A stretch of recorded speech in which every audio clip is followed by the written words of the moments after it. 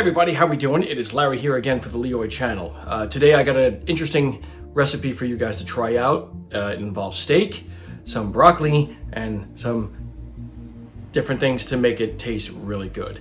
It's really simple, doesn't take that long to make, and is pretty good for you. It's under 500 calories, between 470 and 480, depending on the ingredients that you use, as well as how much you want to use. Like if you want to add a little bit more of this, a little bit more of that, but it's just steak, broccoli, florets, some onion, garlic, thyme, a little bit of avocado oil that I use, and some butter.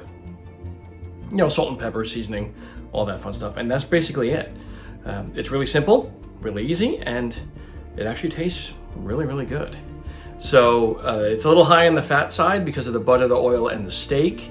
But it's low on carbohydrate side because we're not really actually adding a starch to this. We're just using the carbohydrates that are in the broccoli itself.